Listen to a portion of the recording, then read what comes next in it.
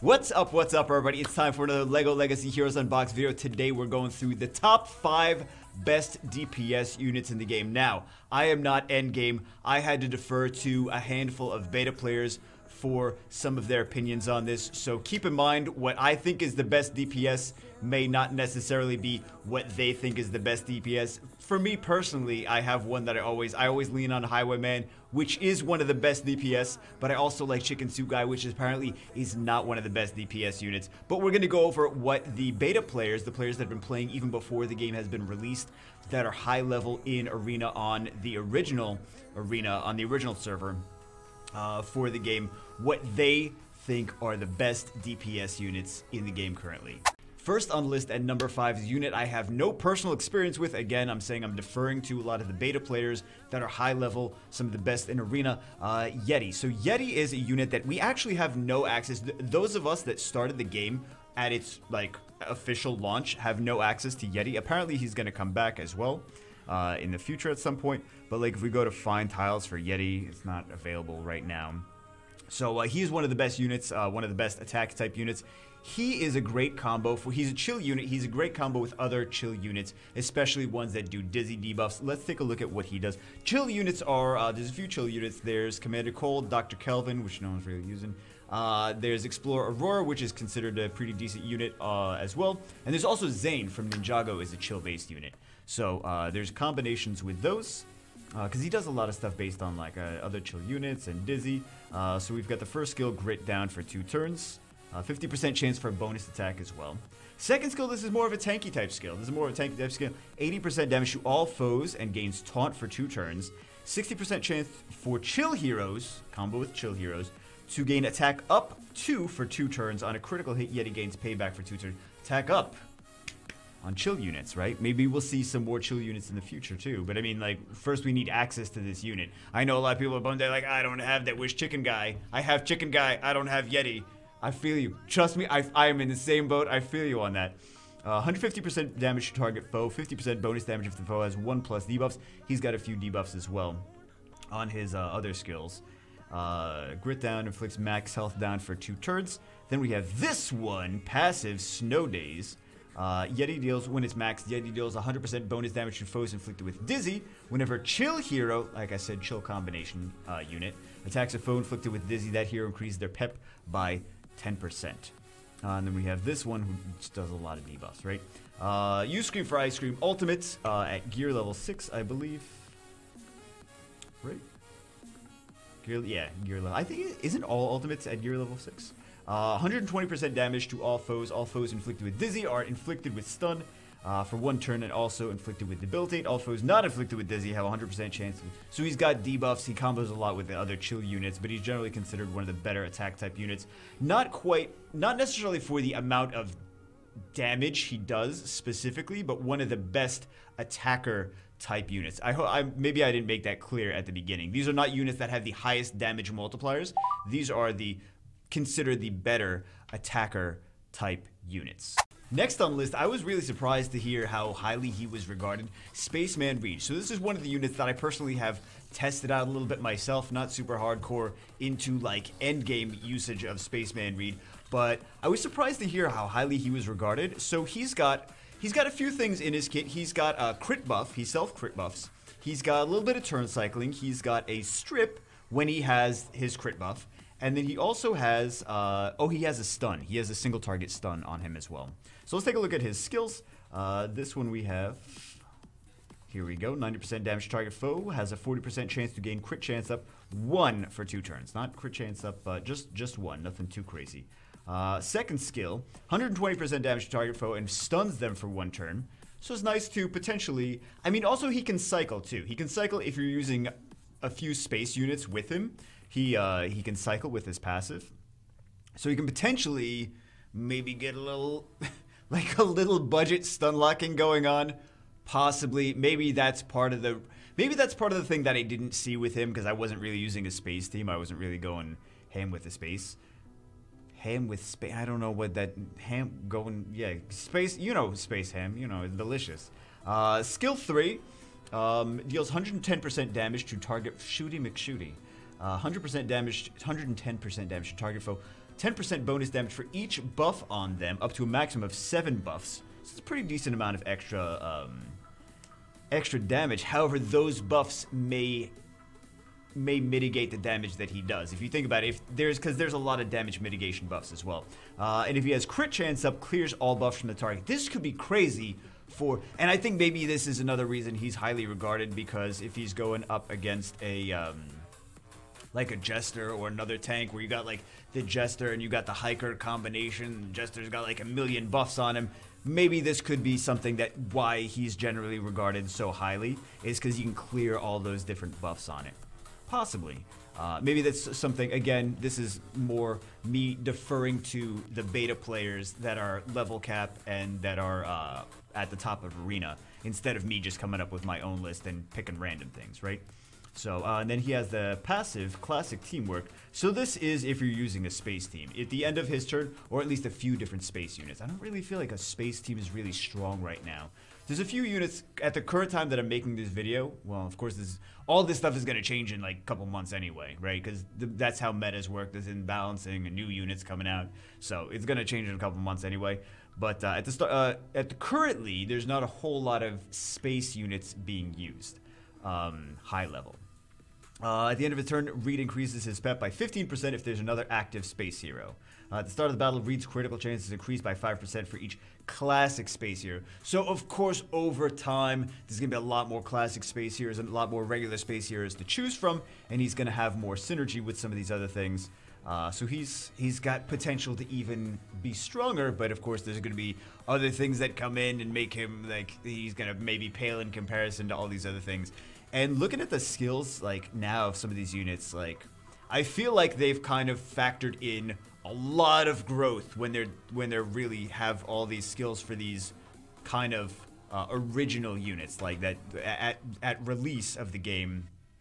I feel like I'm talking myself in circles now, but they're factoring a lot of, like, I feel like they have a lot of room for growth in making units stronger and stronger and stronger and stronger when each new subsequent set of units comes out. Number 3 on the list, this should be no surprise, Zayn Ninjago unit, but he's got so much synergy with other things. He's got techie synergy, he's got chill synergy, and he's got good overall, like, his kit is so good already by himself. He has a defense break, he has an attack power up if Master Wu is on the team, he's got a crit chance up, he's got a crit damage up. So crit chance up, crit damage up, attack up, and defense break in the same skill set. Like, that's all the building blocks you need for a lot of damage. Let's take a look at what he does. But yeah, he's got a few different tags. He got Spinjitzu tag, he's got Ninjago tag, which are different tags.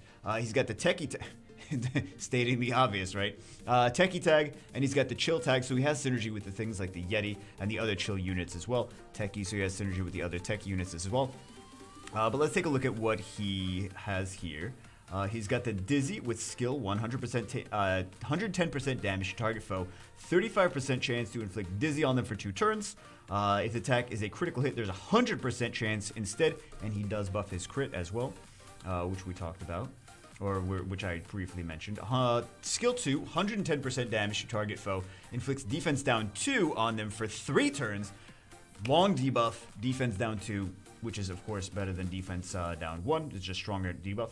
Zayn has a 20% chance for each active Spinjitzu hero to inflict vulnerable on the target foe. So if you have multiple Spinjitzu, remember, Spinjitzu is not necessarily Ninjago. They're 2 separate tags.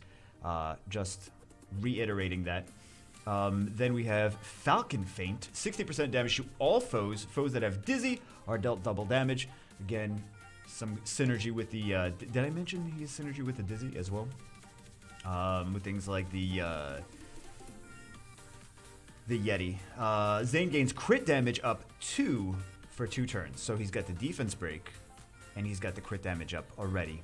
And then he's got this here, which I mentioned before, where he gets an attack power buff if Master Wu's on the team. At the start of the battle, Zayn's skill is increased by 10% for each techie hero.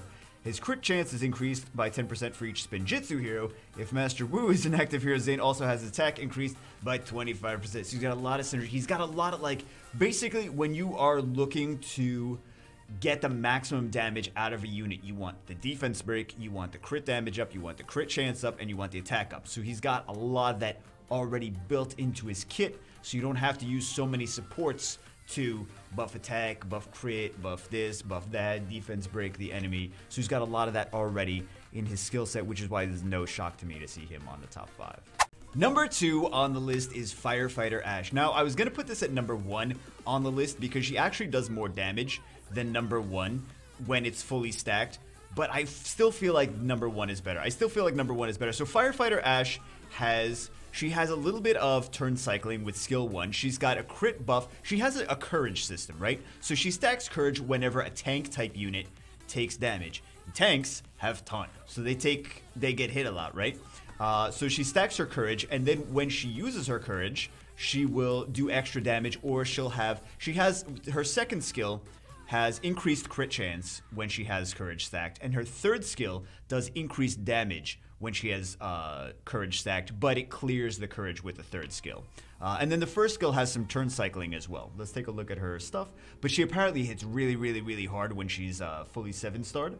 So that's why some people consider her the best DPS unit in the game. Some people consider the other number 1. You already know what the number 1 is because I already spoiled it at the beginning of the video. But Bagel, you're terrible at this. Actually, no. There's an honorable mention who I think is.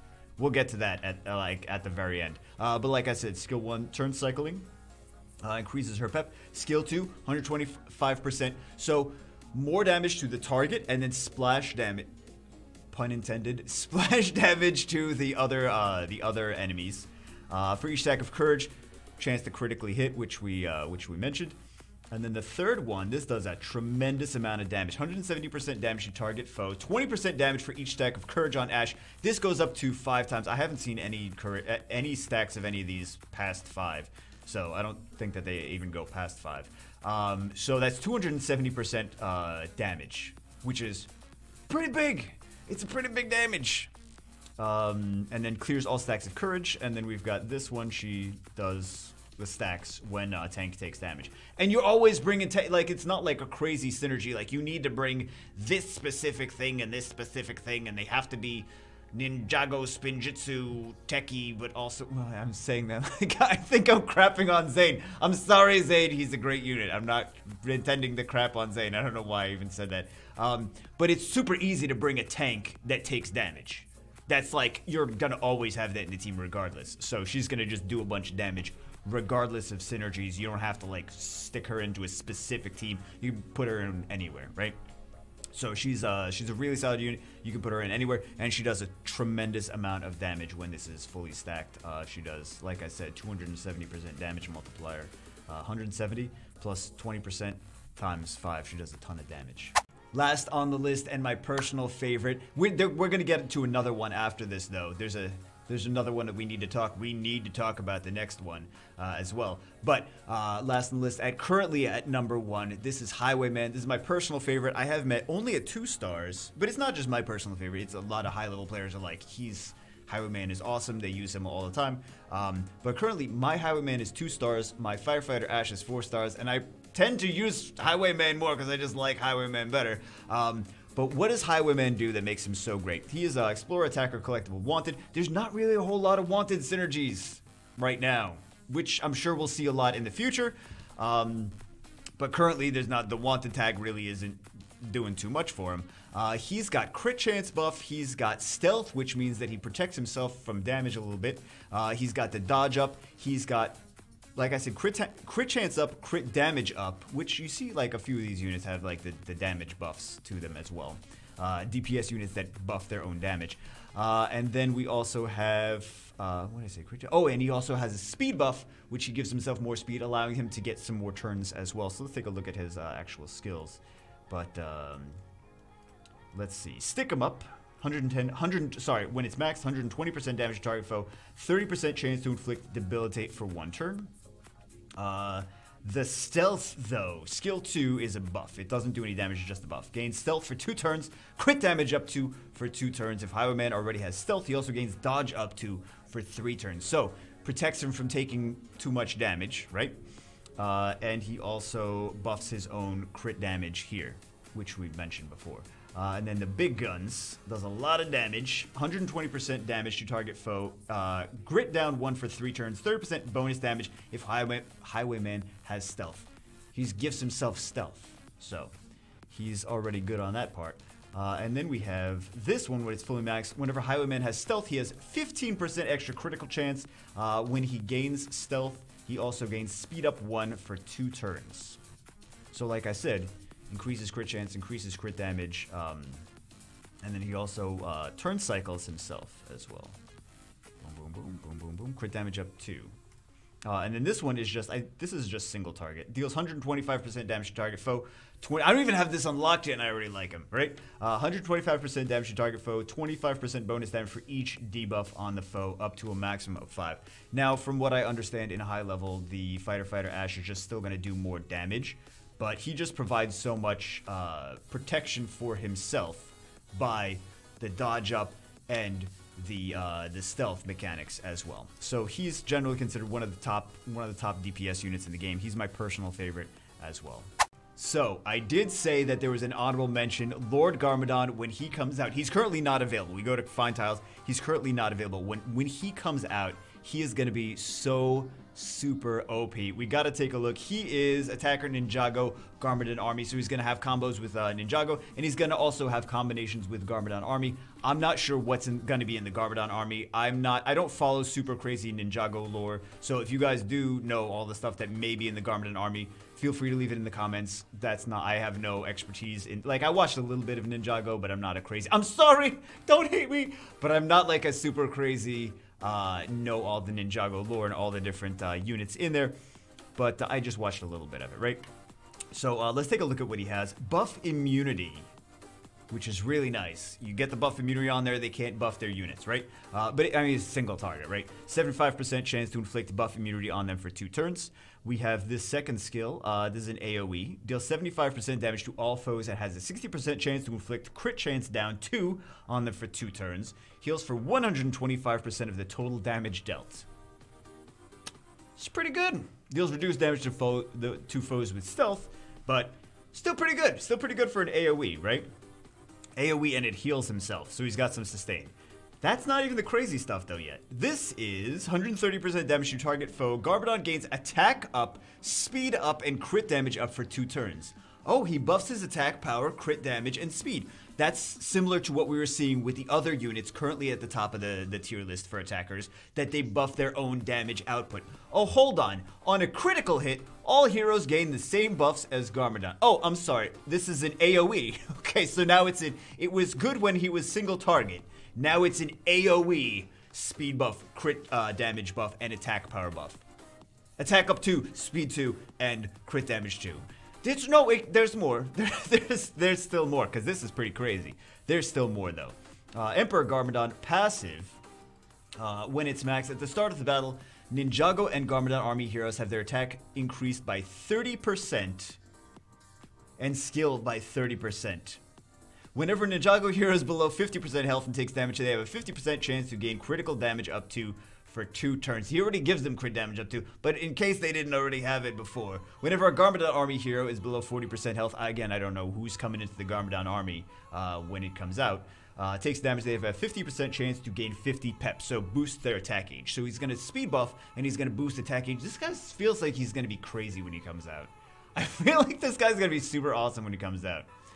Just based on the fact that he's like such a great, this is pretty nice, man.